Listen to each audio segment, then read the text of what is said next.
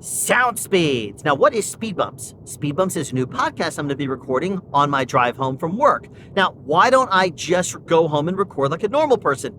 Well, because I work 13 to 14 hours a day, not including lunch or commute time, and those commutes are usually about an hour long and can be close to plus minus maybe a little bit more over, sometimes even longer depending on traffic. And I like to use my time efficiently.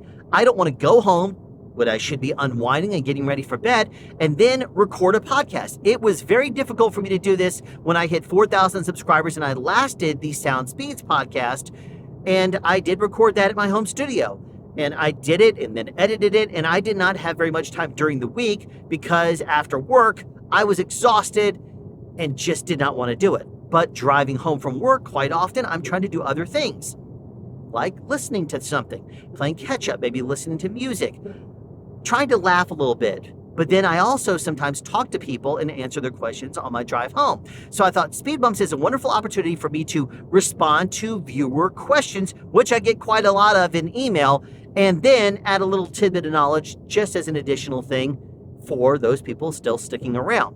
Now, a lot of the information I bring you on Sound Speeds, as you know, is stuff that you don't really get elsewhere because people don't talk about it. Most pros don't really share their insight and ideas and tips and tricks and things like that they do on set, but I don't mind doing it. As a matter of fact, I love doing it. That's one of the reasons why Speed Bumps is going to be a lot of fun for me to produce while I'm driving home. I'm not going to produce it while at home like I did when I hit 4,000 subscribers and did the Sound Speeds podcast, which was also going to be 10 episodes. Like this is going to be, I'm ordering 10 episodes of this and we'll see how well it goes. There are going to be 10 episodes. If it continues on, it's because it went over well. But anyway, that is a bit of an introduction to Speed Bumps. Let's get into our first question. Tim is a boom operator and he asked this question. I did recently purchase my first boom pole. I decided to purchase an ambient boom after trying some K-Techs in a pandemic. I went ahead and ordered a QP580 boom pole. It arrived today actually, and I brought it with me to set today as I'm currently working as a boom operator. I'm noticing that it has a lot of handling noise compared to the older model ambient 16-foot boom pole that the mixer has. I'm wondering if that is normal for new poles. It's very noticeable and it's not much better than the aluminum K-Tech short pole that the mixer has, or maybe even worse. I've noticed that there's not the same glossy finish on the ambient QP580 pole itself compared to the previous 4 ambient poles I've tried before. I'm reaching out to you to see if you have any experience with this newer model of ambient boom pole, and that if you think that the handling noise will go away once it's worked in, like the mixer mentioned to me, or if maybe there's some maintenance I could perform to minimize this. I've also noticed that the pole will spin around in one of the knuckles already unless I tighten it more than I would like to. Could this be something to do with the less grippy pole finish? Tim brings up a great question with regards to Ambient Series 4 boom poles and how they resonate different than the Series 5. In the ambient world of Series 4, the sections were 1.5 millimeters in diameter thickness-wise, but the actual segments and the overall diameter of the boom pole was thinner than many others on the market. Like, for example, K-Tech to compare it to. The Mighty Boom is actually a thicker diameter boom pole, but each section is only 0.7 millimeters thick. So it's less than half the thickness of the walls of a QP or QS Series 4 boom pole from Ambient. So here's a couple of other things to consider. If you have oily or dry hands, if you externally wrap your cable versus internally straight or coil cable it, if you put a transmitter on the end of it, if you wear gloves, if you have a death grip, if you have a light touch, all these factors and more are going to play into the handling abilities of your boom pole and making boom poles resonate in your hands. Now, when I say the word resonate, that simply means the same thing as it means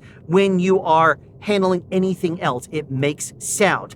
This is resonating and making a certain sound, but a boom pole is connected up to a microphone, which is basically taking acoustic energy out of the air or transmitted directly from the boom pole itself into the diaphragm of the microphone and then turning into a voltage that goes out and is amplified and turned into an audio signal. So here's what you need to consider. Just like with soundproofing, you know the difference between soundproofing and sound absorbing? You can watch my video if you're curious.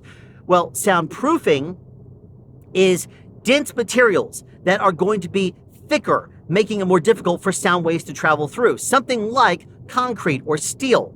Now, if I'm in a room 30 feet underground and it has 10-foot thick walls, no sound is going to be able to get in there except those sounds that I bring into that room and environment with me. But if I say something, it's going to reverberate all through that concrete room because there's no absorbent material around there. Not like if I were to put acoustic treatment on the inside of that space. So a boom pole does not require acoustic treatment unless you count foam on the outside of some more inexpensive boom poles.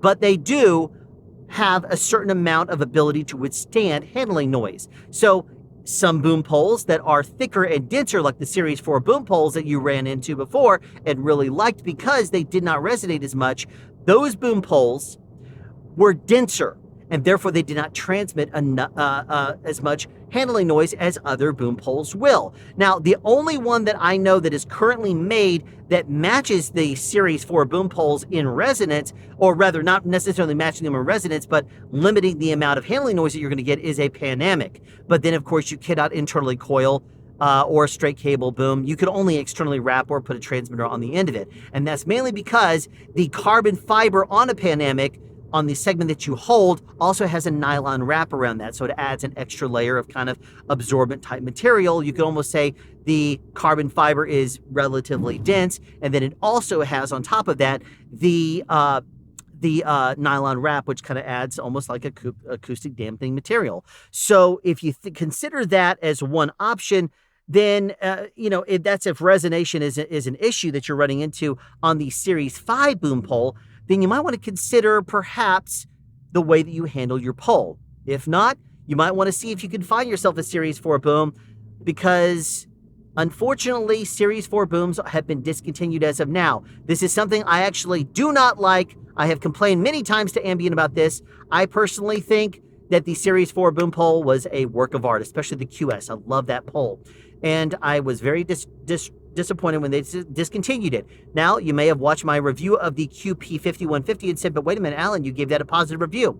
That's correct, because my personal preference is for the QS over the Series 5. But that doesn't mean that there is anything wrong with the Series 5. There really isn't. Just like there's nothing wrong with the PSC poles, there's nothing wrong with the Panoramic, there's nothing wrong with the K-Tech. They just have different features and things that appeal to different people. So I can very honestly say that they may not be my preference, but there's still nothing wrong with them.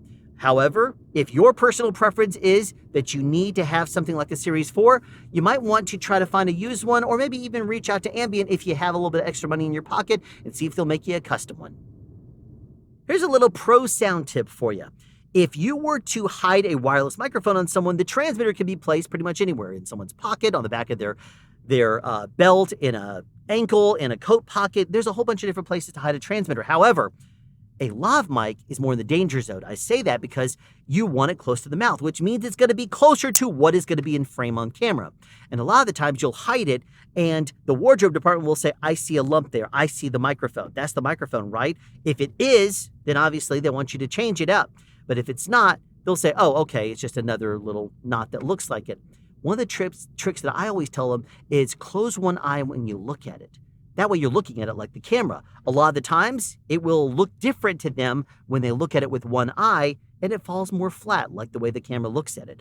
So if you're concerned at all about the way that a microphone is going to look when it's on someone, then you might consider asking the wardrobe department to look at it with one eye and really see if it's an issue or not.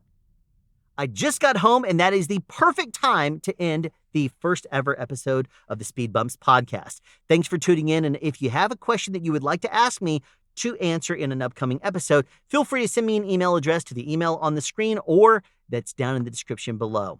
Thank you for tuning into this episode of the Speed Bumps podcast, and be sure to tune into the next episode to see what it is that I answer next. If you'd like to ask a sound-related question to be answered in a future episode, send text, audio, or video to ssp@soundspeeds.us. Want to record this outro?